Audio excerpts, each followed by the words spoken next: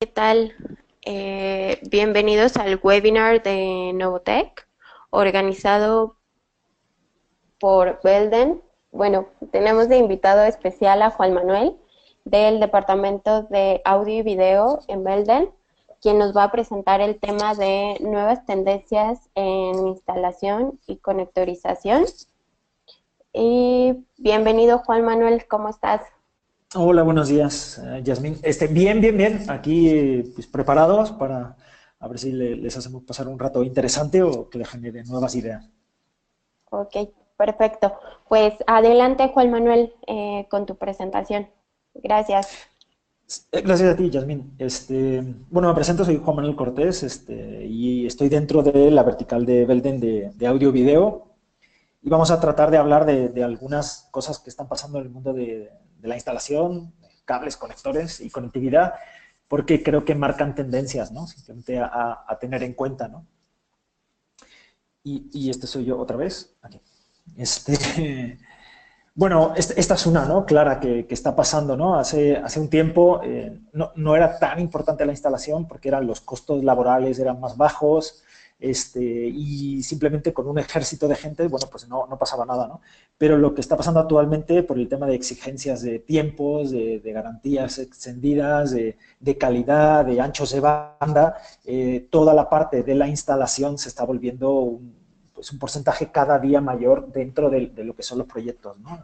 Tanto en redes como en audio-video, ¿no? En redes siempre lo han sido, pero en audio-video la parte del cable era la menor, la menos importante y era un porcentaje muy pequeñito, pero cada vez más es más importante, ¿no? O sea, tenemos que enfrentarnos a esto, los costos son más altos, entonces se te puede comer el margen o la utilidad de un proyecto, ¿no?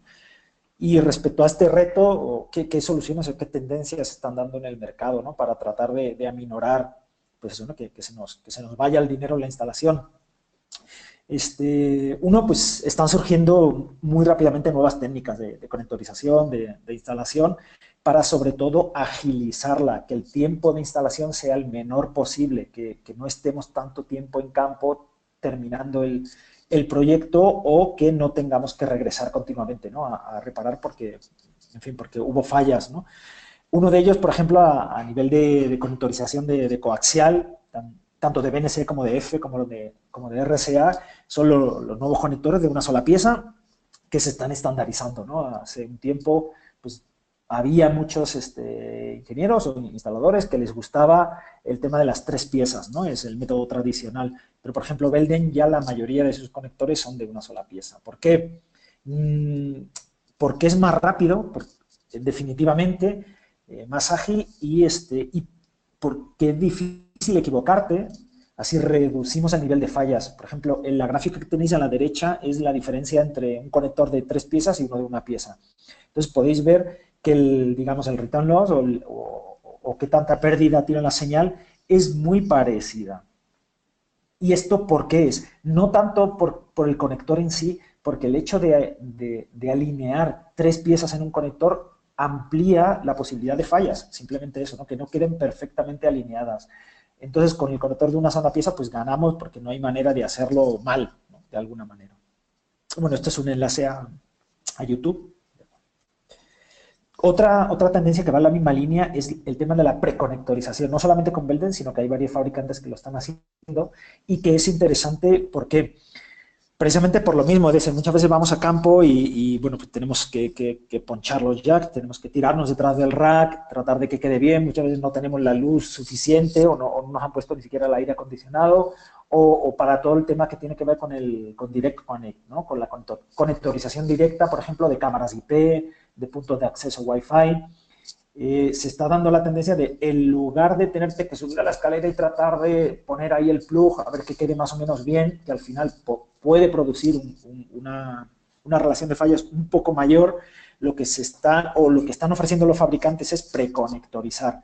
Es decir, vamos a tratar de avanzar en la conectorización del cable lo más que se pueda en un ambiente pues con luz, pues, sin prisas, tratando de hacerlo lo mejor posible, y luego ya metemos el cable preconectorizado, que en este caso veis que hay como una caperuza blanca en ese cable, y simplemente le ponemos el chasis. El chasis puede ser, una vez que ha pasado por el ducto, que estamos al lado de la cámara web o del punto de acceso, le ponemos el chasis que nos interese, ¿no?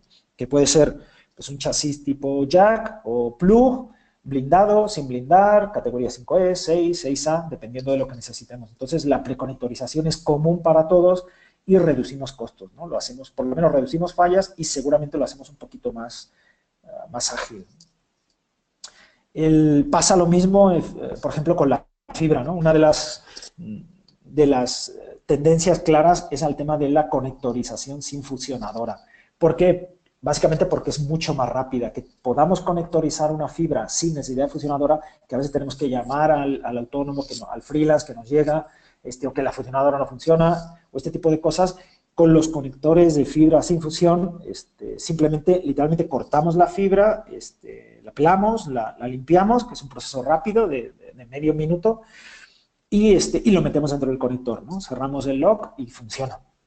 Es decir, para la mayoría de las aplicaciones de audio-video, que son pocas tiradas, que vamos a hacer, yo que sé, pues 4, 6, 8 hilos, simplemente para llevar una señal de un lugar a otro, que no vamos a trabajar en un data center con 400 conectores, es muy sencillo, es muy rápido, es muy económico y ayudamos a que esté terminado antes el proyecto, ¿no? A que no tengamos que estar pendiente de elementos externos, ¿no? También, bueno, hay vídeos en YouTube para ver cómo se hace. Belden está haciendo cursos para saber cómo se conectoriza a este tipo de fibra. Y una tendencia adicional, obviamente, es con todo el tema de las certificaciones, ¿no? ¿Qué es lo que está pasando? Por el tema de la convergencia entre audio y video e IP, en el mundo del IP es muy habitual las certificaciones y garantías extendidas de proyectos, ¿no? Auditorías, ver cómo queda y te dan una serie de años, ¿no? Esto que es un estándar en el mundo de las redes no es tan común en el mundo del audio y video, pero poco a poco, por la convergencia, se está empezando a dar y están empezando a aparecer requisitos, ¿no? de garantía extendidas. ¿Qué es lo que, por lo menos, Belden está tratando de hacer, por ejemplo? En ambientes híbridos, como es el de HDBaseT, Belden está por cerrar un proyecto para dar certificaciones y garantías extendidas de cableado estructurado que soporten video, por ejemplo, ¿no? Para que es una aplicación intermedia entre lo que son las certificaciones de redes y lo que es el mundo específico del audio-video. Bueno, el tema de Infocom, ahora Avixa, todo el tema de los ETS, en fin, es muy recomendable y se está valorando cada día más, ¿no? Que estemos certificados por un cuerpo independiente que nos dé, pues por lo menos que podamos valorizar nuestro proyecto, ¿no? Que presentemos ante el cliente pues nuestro saber hacer y que esté certificado ese saber hacer, ¿no? Para cobrar lo que creemos que vale el trabajo, ¿no? Entonces esto es lo que muchas veces los títulos pues es lo que te ayuda, ¿no? En ese sentido, a diferenciarte. El tema de las garantías, igual, es conveniente checar con los distintos fabricantes y Belden, por ejemplo, te da 10 años de garantía a los cables. ¿Qué tanta garantía, no? Para saber que estamos trabajando en una buena certificación, en un buen cableado y que ese cableado no te va a fallar, ¿no? No cualquier fabricante te da una garantía de 10 años, por ejemplo, ¿no? Entonces eso es bueno para llevárselo al cliente y que se quede pues, más tranquilo, ¿no? De la garantía extra que le estamos dando, ¿no? Igual, el tema de cómo los fabricantes están volcando últimamente, ya lo hacían en equipo activo, porque obviamente es muy necesario, ¿no? Todo el tema del soporte, capacitación, pero muchas veces en cableado no era tan común, ¿no? En cableado, conectorización e instalación. Entonces, sí se está viendo una tendencia clara de los fabricantes de cable y conectores a tratar de apoyar a los integradores e instaladores, pues con cursos, con certificaciones. Belden tiene, por ejemplo, un Belden University, donde os podéis apuntar, donde hay cursos de muchos temas para aprender. Hay un canal de YouTube, donde también hay cursos de cómo se instala tal y cual conector. El apoyo que muchas veces prestamos a los instaladores e integradores, con, oye, pues este cable te conviene más o menos, este grosor, este conector es de tanto ancho de banda, es decir, o qué tanto pulling tension tiene tu cable, qué tanto radio de curvatura, en fin, apoyo, digamos, cada vez más específico de los fabricantes, ¿no? Sobre todo de cables de instalación y conectores. El tema de la convergencia, ¿no? Entre el audio, video y el IT, ¿no? Que muchas veces se acaba solucionando creando redes particulares y específicas de audio, video en los clientes porque el gerente de TI no te da acceso al puerto y no hay manera, ¿no? Entonces, pero eso es así, es una tendencia cada vez más, que va más rápida donde estamos empezando cada vez más a dejar de utilizar los cables tradicionales de audio-video y empezar a manejar cobre y fibra, ¿no? Para todo tipo de sistemas, ¿no? Esto ya lleva unos años, pero se está acelerando, ¿no? De una manera muy, muy clara. Entonces, ¿cómo solucionar estos temas? Híjole, pues, yo como digo ahí, es más que una convergencia, o es un matrimonio que a veces funciona y a veces no tanto, ¿no? Uno, por los ambientes híbridos que se están dando, es decir, Ethernet o el IP, Internet Protocol, dependiendo de qué capa de OSI trabajemos, no se creó para trabajar en tiempo real, o sea, no se creó para trabajar con audio y video. Es decir, se piden datos, si no llegan, pues el paquete de datos se pide una retransmisión y si hay latencia o retardo, pues no pasa nada, ¿no? Pero en audio y video eso no es aceptable, ¿no? Por mil motivos, ¿no? Depende de la aplicación, ¿no? Porque vamos a utilizar tanto en universidades como en restaurantes, en transporte público, allí donde haya pantallas y videos, tenemos que trabajar en tiempo real, ¿no? En conciertos, en audio sobre IP, en fin. Entonces, están surgiendo nuevos estándares, o si no son estándares, al menos son alianza entre fabricantes para tratar de crear un protocolo común e interoperable, algo que funciona muy bien en el mundo de las redes, donde todos los equipos están normativizados, funcionar también en el tema del audio-video, ¿no? Han surgido varios, obviamente en audio pues triunfó el de Audinate, de Dante, y sobre otros, ¿no? Como el Cobranet o el ABB, ¿no? Que ya casi, en fin, está un poco difunto. Y están apareciendo unos nuevos, ¿no? Para audio y video comercial, como fue el HDBaseT, que triunfó bastante bien. En su versión 2.0 realmente fue el pistoletazo de salida para muchas aplicaciones de extenders. Y luego le apareció la competencia, ¿no? Que es el SDVoE, ¿no? El Software Defined Video on Ethernet, que tiene algunas ventajas que ahorita comentaremos, ¿no? Que es interesante conocer. Bueno, el tema de los ambientes híbridos lo comento por eso, ¿no? Porque es que cada aplicación pues, tiene su sistema, ¿no? No sirve todo para todo, ¿no? Por ejemplo, están apareciendo SFPs coaxiales que tú lo metes en tu switch y puedes crear ambientes híbridos, ¿no? Para manejarte todavía con coaxial, que es un cable muy noble, muy fácil de conectorizar, con unas distancias muy buenas, con toda la parte de IP, ¿no? Y como recomendación, Cisco, por ejemplo, es una marca que no debería comentar, pero hay muchos fabricantes de switches que están creando familias específicas de audio-video que trabajan sin la latencia, que trabajan otro tipo de redes, ¿no? Entonces es importante saber cuál equipo es conveniente a la hora de trabajar con audio-video, ¿no? Los fabricantes habitualmente lo tienen por series o por familias, ¿no? Igual, el tema de los cables, pues no todo cable de red te sirve para lo mismo, ¿no? Si estás haciendo un evento yo qué sé, de presentación de lo que sea y vas a crear una red Wi-Fi temporal, o estás trabajando en un concierto, en un evento en vivo y vas a trabajar sobre audio y sobre IP, están apareciendo cables categorizados, en categoría 5E, 6A, específicos para audio y video sobre IP, ¿no? Belden ha creado uno que son los Cat Snakes, que es como un snake, pero en categoría para transportar, por ejemplo, Dante, ¿no? Que tiene algunas ventajas. En lugar de utilizar, por ejemplo, conductor sólido, este es conductor multifilar, lo cual es mucho más flexible. Podemos sacarlo de la bobina, volverlo a meter y volverlo a reutilizar, ¿no? Sin elongar el conductor de cobre y hacer que pierda sus propiedades a nivel de distancia, por ejemplo. O que tengan doble forro, bueno, en un momento dado que lo puedan pisar en el evento donde sea, o protección waterblock, es decir, cable específico o conectores de uso rudo, ya sean de Belden o de otros fabricantes que están apareciendo, que son específicos, ¿no? para ambientes así, ¿no? Lo que aparece a la derecha es la diferencia entre par pegado y par no pegado, ¿no? Cuando balanceamos una señal, bueno, pues la enviamos en diferente positivo, la polarizamos, digamos, y la enviamos a través de dos conductores, que luego trenzamos para tratar de que el ruido que esté afectando al cable sea lo más similar posible y que se autocancele casi todo.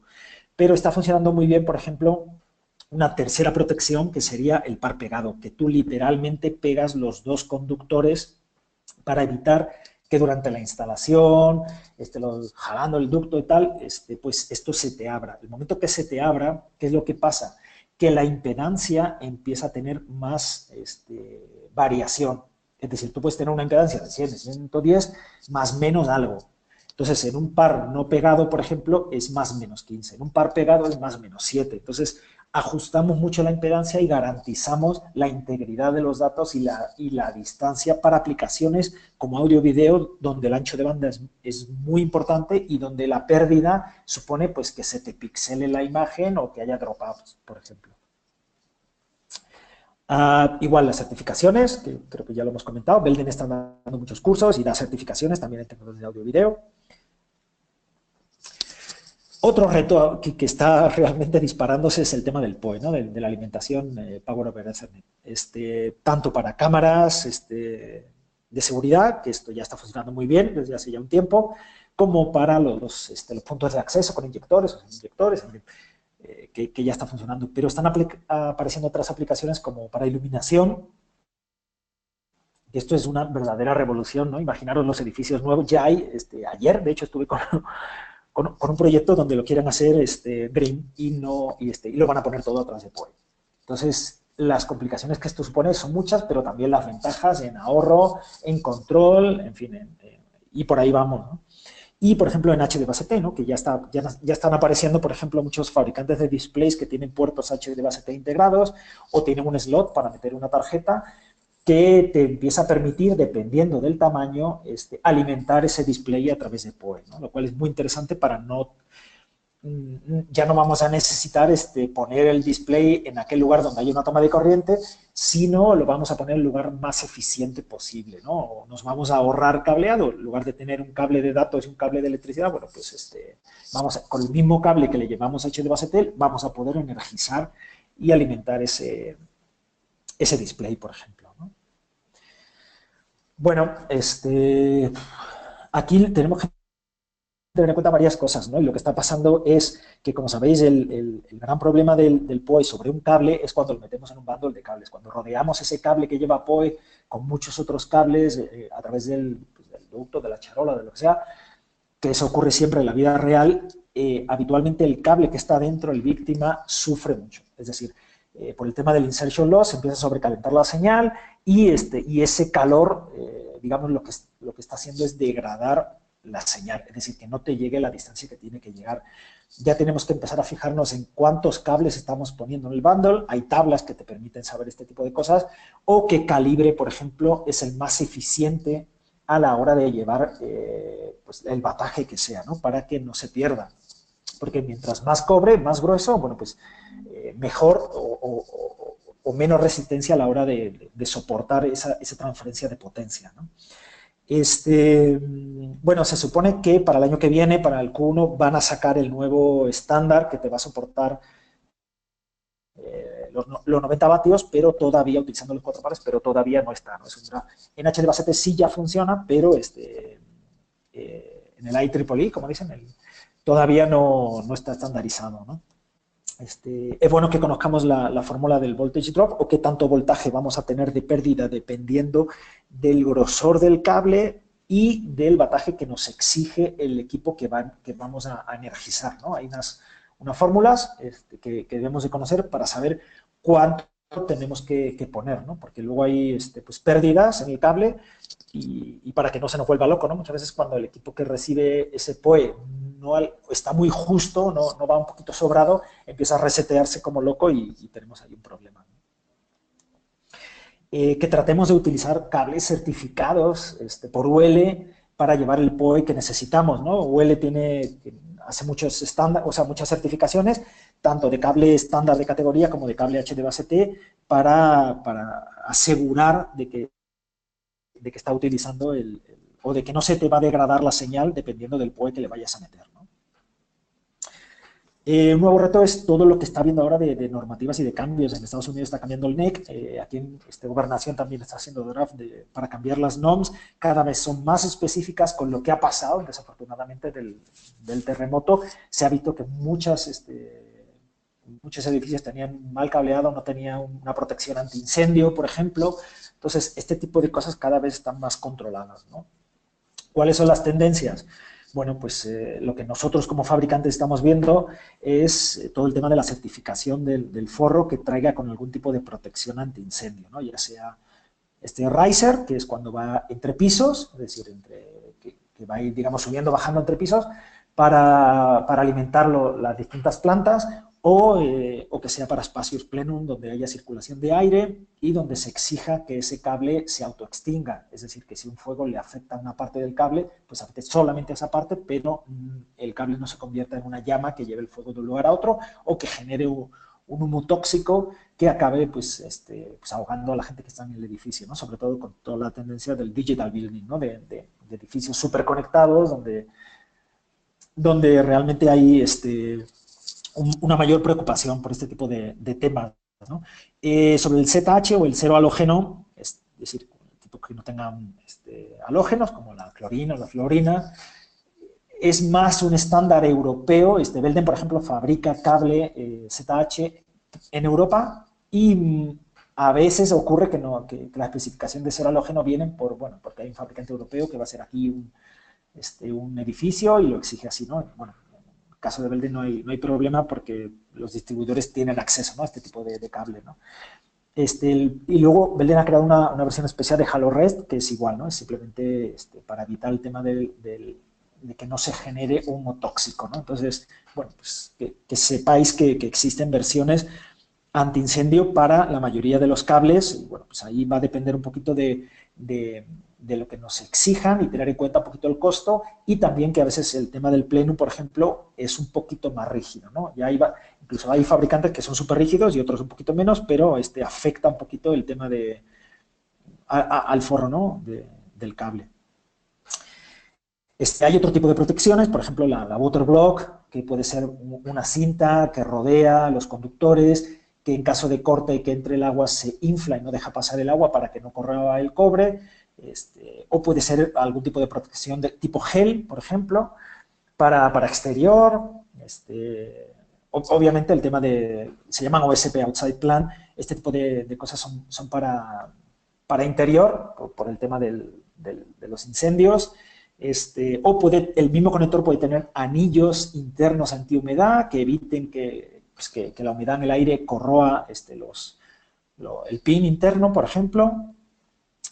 Hay cables específicos anti-rays, ahí lo he puesto mal. Anti-rayos ultravioleta. El ultravioleta, como sabéis, no es solamente que se coma la pintura, sino que cuartea el forro, ¿no? Entonces, al final, literalmente se te parten las manos, ¿no? Hay que tener en cuenta si queremos para afuera, para interior, para exterior. Yo qué sé, el típico cable para elevador, que tiene que tener una protección anti-aceite, porque corroe el cable, que tenga algún tipo de protección, incluso armada para roedores, en fin, o que tenga protección, si va a manejar, por ejemplo, tenemos una serie en Belden para manejar más de 1 kilovatio, que es típica a lo mejor de ciertos recintos deportivos o arenas, donde hay mucho bataje, que está certificada por UL, ¿no? Pues, si tocas un cable de esto, pues te puede matar, ¿no? Entonces, bueno, pues que tengamos cierta seguridad, ¿no? Otro reto que a lo mejor nos da un poquito igual, pero realmente está teniendo mucha repercusión en la industria, es el tema del cobre, cómo el precio del cobre, de la utilidad, se está disparando. No tenéis más que ver cuánto dinero están ganando las mineras actualmente. Entonces, eso implica ciertas cosas. Una de ellas, por ejemplo, es todo el tema de la consolidación, o como los fabricantes están comiendo unos a otros y están generando monstruos gigantescos, básicamente para tener más fuerza a la hora de negociar los precios del cobre y cubrirse un poco, ¿no? Poder apostar por futuros, es decir, por precios asegurados durante el resto del año para que no afecten a los precios, es decir, que no estemos variando los precios cada mes, sino que podamos aguantar pues, 6 meses, por ejemplo, ¿no? Como pasa con Belden.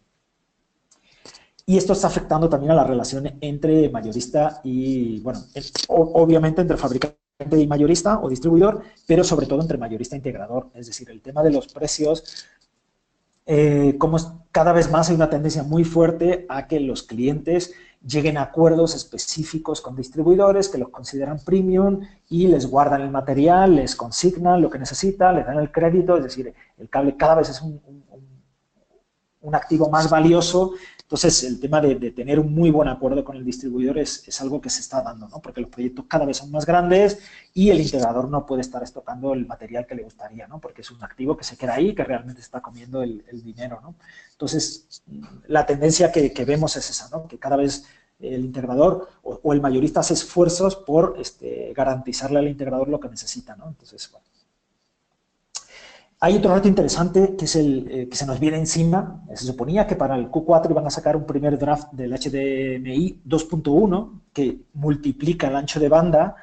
Actualmente el más vendido es el HDMI 2.0, que son 18 gigas. Os recuerdo que el HDMI 1.4 es un estándar antiguo, que ya quedó obsoleto, que no soporta muchos formatos 4K, entonces nos estamos viendo con determinados problemas con el HDMI, ¿no?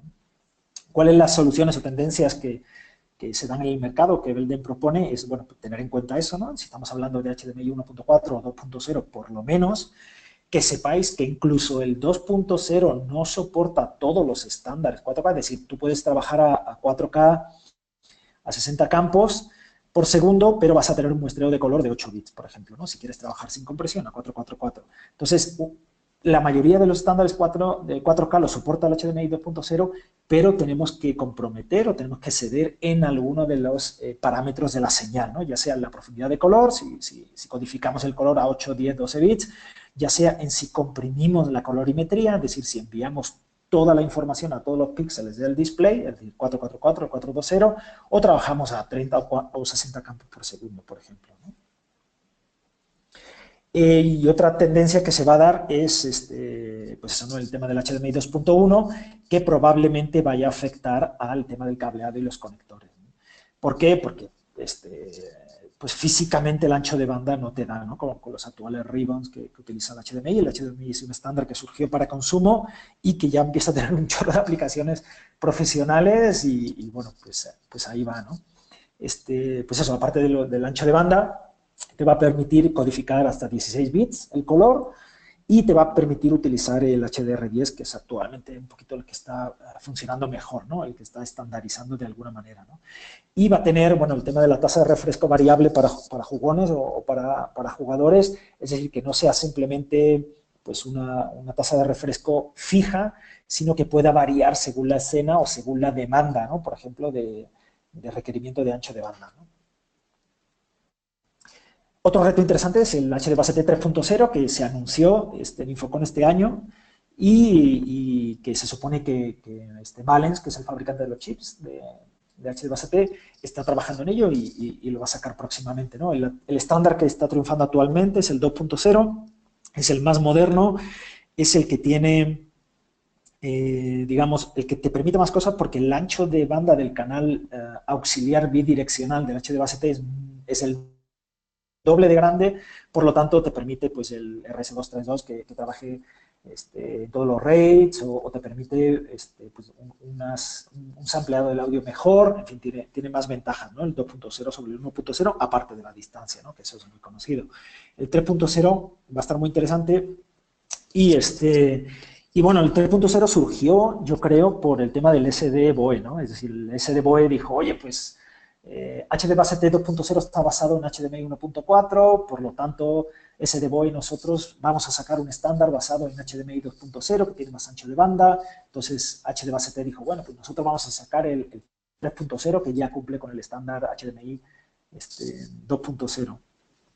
Y bueno, creo que ese fue el motivo principal. Y el segundo, obviamente, es el tema del IP.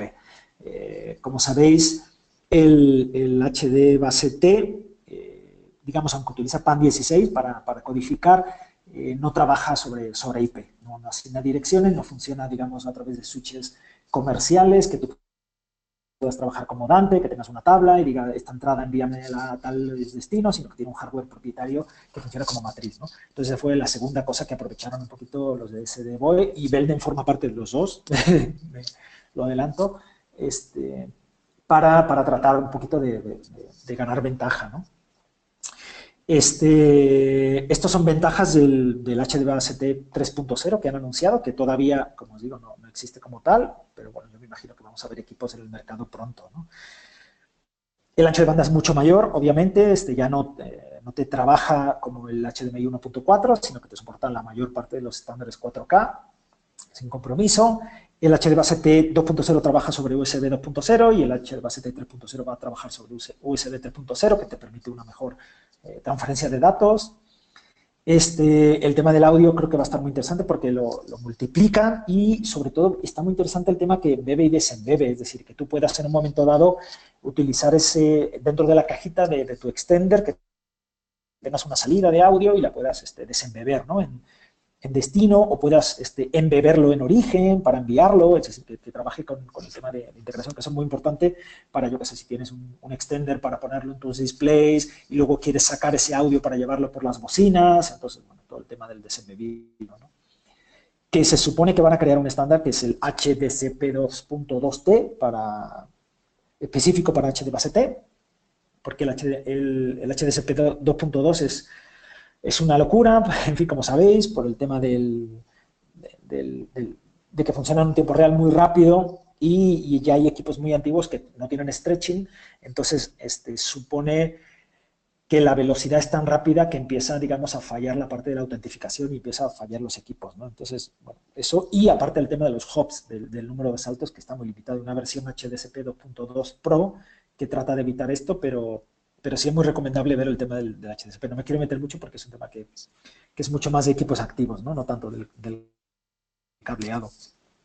Y luego el tema del multi-stream, ¿no? Que tú puedas enviar diferentes señales de video y a la pantalla 1, 3, 5, 7 le pones una cosa, como un clip de video de la película, y a la 2, 4, 8, 10 le pones los precios de las hamburguesas, ¿no? Entonces, bueno, tiene muchas aplicaciones muy interesantes, ¿no? Y obviamente todo el tema de que va a permitir utilizar un switch comercial para, pues eso, ¿no? Hacer como Dante, ¿no? De que tú le digas esto envíamelo a tal IP o esto envíamelo a tal IP, ¿no? Es muy cómodo y es algo que ya está funcionando por Dante. Bueno, otro reto que se me hace interesante es cómo se están transformando las necesidades de ancho de banda en audio-video, es decir, y sobre todo en video. Ya no solamente hablamos de resoluciones 4K, sino que hablamos eso, ¿no? De 444, es decir, que toda la luminancia se envía, pero también toda la información de la luminancia. El 420, como sabéis, solamente envía la información de crominancia de uno de cada 4 píxeles y no de los 4 píxeles al display. Que ya hay mucha producción en 60 campos por segundo, que se está haciendo producciones no solamente en 8 bits de profundidad de color, sino en 10, en 12, con el tema del HDR, es decir, que tenemos una gama de grises muchísimo más amplia y por lo tanto muchísima más necesidad de ancho de banda, y que ya incluso está hablando de 8K. Tokio 2020 va a producir los Juegos Olímpicos en 8K, por si no sabéis. Y la tendencia es obvia, ¿no? Es decir, la solución, que tengamos un poquito en cuenta qué infraestructura necesitamos, qué cableado necesitamos, mejor utilizar un cable un poquito que soporte más amperaje, que tenga más ancho de banda, que te aguante un poquito más, porque dentro de poco las necesidades van a ser mucho mayores, te van a cambiar el proyector, te van a cambiar el display o la fuente de señal y realmente vamos a saturar ese ancho de banda y vamos a tener que volver a recablear, ¿no? Entonces, bueno. Y pues ya está. No sé si he ido muy rápido, si esto ha sido muy lento o qué. Era más o menos la media hora que yo tenía prevista. Espero que sea interesante. Si tenéis alguna pregunta, pues adelante.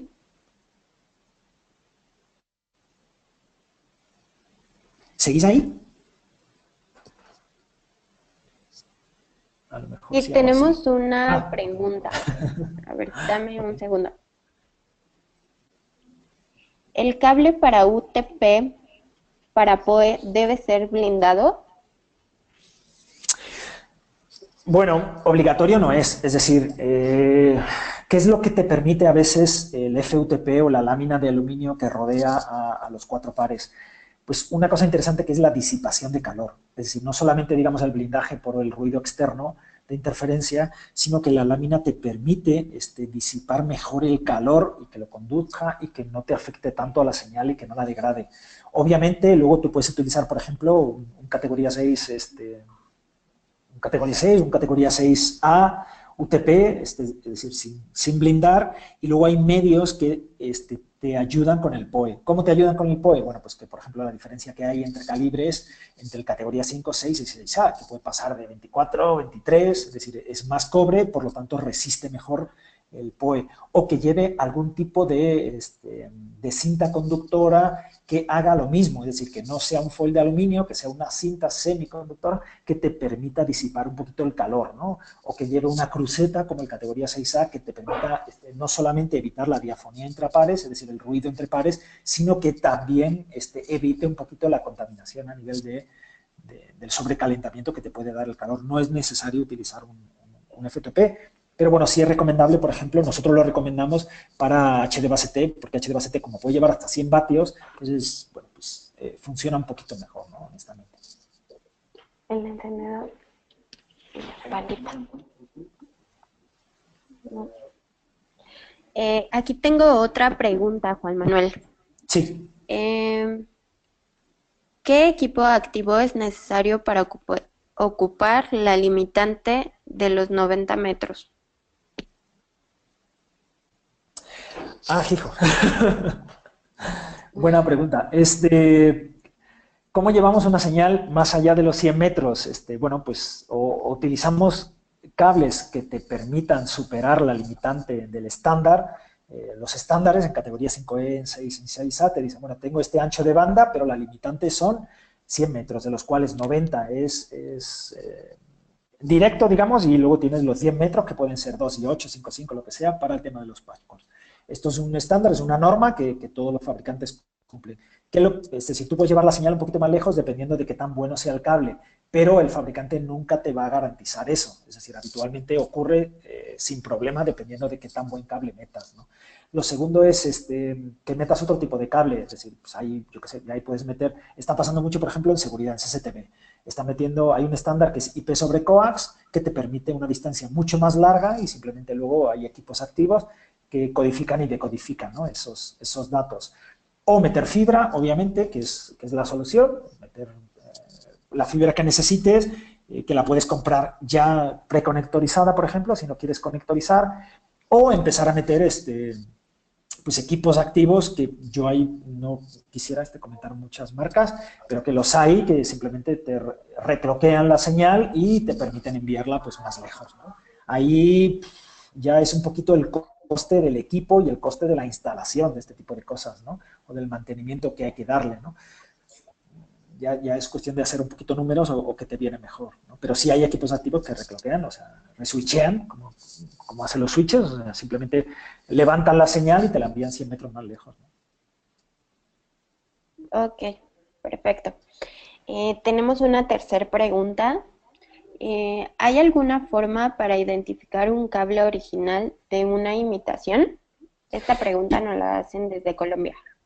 Híjole, o sea, es espectacular todo el tema de la piratería que hay con el tema de los cables. A poco que sea una marca medianamente reconocida, hay muchas historias. Lo normal, o por lo menos en Belden está pasando, se están poniendo, por ejemplo, las típicas etiquetas que parecen como marcas de agua, que son difíciles de copiar, o checar muchas veces el logo. A veces son tan chafas los piratas que ponen logos antiguos y se ve literalmente, o simplemente el precio. Es decir, si es demasiado barato, pues algo tiene. Es decir, es probablemente un producto chino, de donde sea, que no cumple con los estándares y que te va a suponer un problema, ¿no? O directamente hablarnos a nosotros, continuamente nos dicen, oye, mira, y nos envían una foto y nos dicen, ¿esto qué es?